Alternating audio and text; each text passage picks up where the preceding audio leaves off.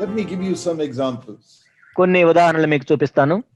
In Matthew chapter 5, మత్తయి సువార్త 5వ అధ్యాయంలో he said, ఆయన ఏం verse చెప్పారంటే 21 to 22. 21, 22 He says, in the old covenant, the law was don't commit murder. పాత నిబంధనలో మనం చూసినట్లయితే నరహత్య చేయవద్దు అని చెప్పబడింది. That is a very easy commandment to obey. నిజానికి ఇదే చూపించడం ఎంతో సులభం ఆజ్ఞకు.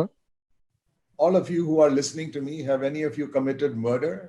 ఇప్పుడు నా మాటలు వింటున్న మీలో ఎవరైనా ఒకసారి నరహత్య చేశారా ఒకసారైనా? I don't think so, because there are very few people who commit murder. కాబట్టి చాలా తక్కువ మంది హత్యలు చేస్తుంటారు నిజానికి. But go to the next verse. తర్వాత వచనం చూడండి. Jesus said, my standard is not murder. కానీ నేను చెప్పేది ఏంటంటే ఏదో నరహత్య చేయొద్దని మాత్రమే కాదు. My standard is don't get angry. ఇక్కడ ఏంటంటే కోపపడవద్దు. In Jesus' eyes, anger is equal to murder. యేసుక్రీస్తు ప్రభు యొక్క దృష్టిలో కోపపడటం నరహత్య రెండు సమానమే. How many of you believe that? Tell me. నిజంగా చెప్పండి, మీరు ఎంతమంది నమ్ముతారు దీన్ని? The old covenant, if you murder, you're hanged and you go to hell. పాత నిబంధనలో నువ్వు నరహత్య చేస్తే నీకు ఉరిశిక్ష వేయబడుతుంది, నువ్వు నరకానికి వెళ్తావు. But in the new covenant, కానీ క్రొత్త నిబంధనలో verse 22, 22 if you're angry with your brother in your heart, నీ హృదయంలో నీ సహోదరుని పట్ల నీవు కోపడినట్లయితే, you haven't said anything to him, you're just angry with your brother, నువ్వు అతనితో ఏం అనలేదు కానీ నీ హృదయంలోనే కోపడ్డావు, you're already guilty. నీవు అపరాధ భావం కలిగి ఉంటావు. Even though you didn't say anything, you're guilty because you're angry with your brother. నీవు నోటితో ఏం చెప్పకపోయినా కానీ నువ్వు విమర్శకు లోనవుతావు. Look at that standard. చూడండి ఆ ప్రమాణం. You're just angry with your brother in your heart and God says you're guilty already. నీ సహోదరుని మీద నీ హృదయంలో కోపం పెట్టుకున్నావు కాబట్టి దేవుడు ఏమంటున్నాడంటే నువ్వు విమర్శకు లోనవుతావు. And you have to be taken to court. నీవు తర్వాత మహాసభకు తీసుకుని వెళ్ళబడతావు. And if you then open your mouth and say something to him, good for nothing, ఆ తర్వాత నోరు తెరిచి నువ్వు ఏదైనా చెప్పినట్లయితే, then you're guilty before the Supreme Court. అప్పుడు మహాసభకు లోనవుతావు. First you're guilty before the court. మొట్టమొదట అయితే సభకు లోనవుతావు. Then you're guilty before the Supreme Court. ఆ తర్వాత మహాసభకు లోనవుతావు. And then if you go and say something more worse to your brother, ఆ తర్వాత నీ సహోదరునితో ఇంకా చెడ్డ మాట ఏమన్నా మాట్లాడితే, in anger, కోపంతో, you'll be thrown into hell. నీవు నరకానికి వెళ్తావు. So there are 3 steps to hell here. ఇక్కడ నరకానికి వెళ్ళటానికి 3 మెట్లు ఉన్నాయి.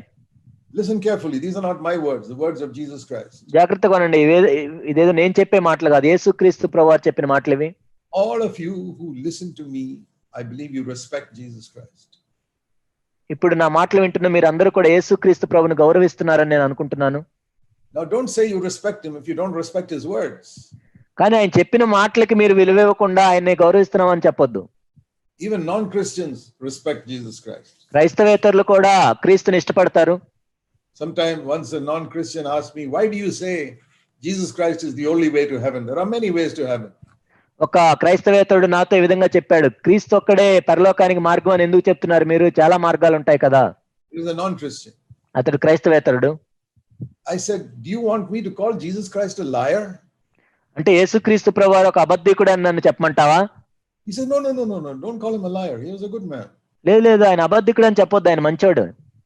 I said, then Jesus said, I am the way, no one comes to the Father but by me. నేనే మార్గమునై ఉన్నాను, తండ్రి దగ్గరకు నా ద్వారా తప్ప మరే మార్గం లేదని ఆయనే చెప్పాడు. John 14:6.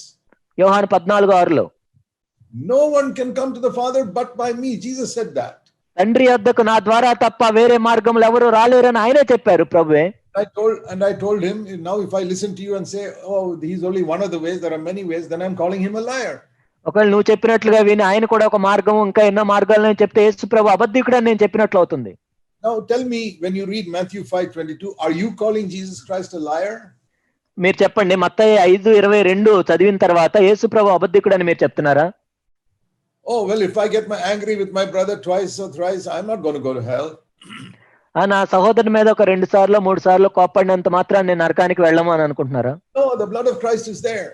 యేసుక్రీస్తు యొక్క రక్తం ఉంది. We have not seen the seriousness of sin. పాపం యొక్క తీవ్రతను మనం చూడలేదు. That anger is the first of 3 steps to hell. నరకానికి వెళ్ళటానికి 3 మెట్లు. మొదటి మెట్టు కోపం. That's what you read in verse 22. 22వ వచనం. First I'm angry in the heart. మొట్టమొదటి నేను హృదయంలో కోప్పడ్డాను. Then I go down and say something angry to my brother or wife or husband or somebody. ఆ తర్వాత కోపంతో ఏదో మాట్లాడాను నా సహోదరుని మీద కానీ భార్య కానీ ఎవరైనా కానీ. And then I go a third step and say some more in greater anger. ఆ తర్వాత 3వ మెట్లో ఇంకా కోప్పడి ఇంకా ఏదో అన్నాను. In God's eyes, you're already ready, guilty to go to hell. దేవుని దృష్టిలో నరకానికి వెళ్ళటానికి నువ్వు ఇప్పటికే విమర్శకు లోనవుతావు. If you don't believe that, ఒకవేళ దాన్ని మీరు నమ్మనట్లయితే you are calling Jesus Christ a liar. యేసుక్రీస్తు ప్రభువారు ఒక అబద్ధికుడని నువ్వు పిలుస్తున్నావు. Jesus is the only one who came from heaven who tells us what heaven and hell are like. అసలు పరలోకం అంటే ఏంటి నరకం అంటే ఏంటి చెప్పటానికి మనకున్న ఒకే ఒక వ్యక్తి యేసుక్రీస్తు ప్రభువారు. అక్కడి నుంచి వచ్చింది ఆయన ఒక్కడే. When you say well, anger is not such a serious sin, everybody gets angry. ఆ కోపం అనేది అంత పెద్ద పాపమేం కాదు, అందరికి కోపం వస్తుంది కదా అని నువ్వు అనుకుంటే. Yes, I've even seen pastors and preachers get angry. పాస్టర్లు బోధకులు కూడా కోపపడటం నేను చూశాను. So what? Those pastors and preachers are going to hell then. అయితే ఏంటి ఆ పాస్టర్లు ఆ బోధకులు కూడా నరకానికి వెళ్తారు అయితే. And then you say, oh brother, you mean to say anger is so serious that I can go to hell? ఓ సహోదరుడా ఇదేంటి కోపడితే నేను నరకానికి వెళ్తాను అంత తీవ్రమైందా? If Zach Poonen said that, it is not serious at all. ఒకవేళ ఇది Jack పూనేనే చెప్పినట్లయితే అది అంత తీవ్రమైన మాట ఏం కాదు. But if Jesus Christ said that, then it is serious. ఒకవేళ అది యేసుక్రీస్తు ప్రభువు చెప్పుంటే అది ఎంతో తీవ్రమైన మాట. And if you believe the Bible is the word of God, then you accept that verse. మరి బైబిల్ దేవుని యొక్క వాక్యమని నువ్వు నమ్ముతున్నట్లయితే ఈ వచనాన్ని కూడా నువ్వు అంగీకరించాలి.